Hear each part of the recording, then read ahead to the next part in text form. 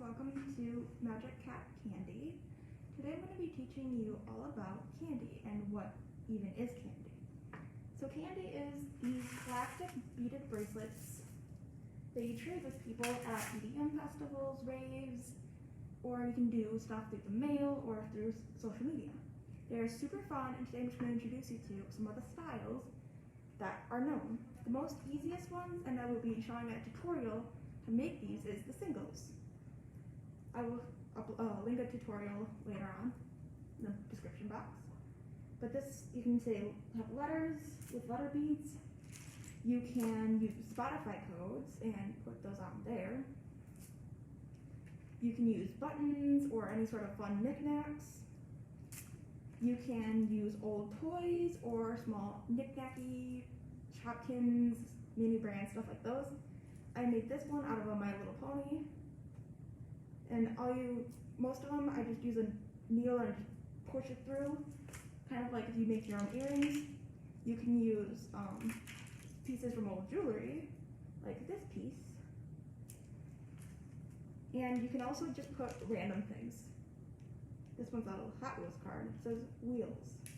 So that's the really fun part, is you can put pretty much anything on them. And another cool thing about candy is, besides singles, is perlers. So perlers are these melty beads. They're little black circles that you melt with an iron, and then it creates a shape. So I have a duck one, and I have a little candy corn on a charm. And the fun thing about those is that you can make anything with them. The most popular ones of perlers is necklaces. So this is one. It is Harley Quinn. And those, you use patterns. You can find them online or just Googling on Pinterest. And those, you would just make your pattern and then add them to a necklace. But that's one of the main ones. And then those are, the bigger the perler, the harder it is, because it takes a lot of patience and skill to get them in this right pattern and not bump them. In my opinion, singles are the best because you can stack them on your arms and just like layer them. It's kind of heavy, but they're the easiest. You can put anything on them, say anything on them, no matter what. The second easiest thing, in my opinion, is probably one of the peyote cuffs. This is also not, this goes by many names, but it's like a flat cuff or a peyote or a flat peyote. But this one is just a single, and then you keep on adding to it. I will also link a tutorial to this on my channel later on. You can also make stars, candy stars. Those are also very simple. And then once you get the hang of singles and making the flat cuffs, you can move on to X bases. This is an X base cuff. And the reason it's called X base is because if you look, it looks like an X. It's sort of, the singles are the starting point for almost every project. And then you can also use X bases and put perlers on them and add letter beads. My favorite piece of my whole collection is probably this. It is my biggest one. I did not make it, I got it traded for me, but it's a carousel cuff. It is super giant, but it's really cool that it's an X-base cuff, and then you take it, go outwards. This is what it would look like on a smaller scale, with not so many layers outside. You can also make animals. This one is a little cat thing out of beads. You can make a double helix one. Reminds me of like DNA, kind of. And then there's so many tutorials on how to do all these complex projects, but for now I'm just going to show you how to get yourself started. One of the biggest ones, and I think is the most complex thing to make, probably a wand that lights up. This part lights up, and this part lights up. This I did not make, but the person made it, and I'm really thankful for it. So another cool thing about candy is the idea of Plur. Now you're wondering, what is that? So Plur, it stands for peace, love, unity, and respect.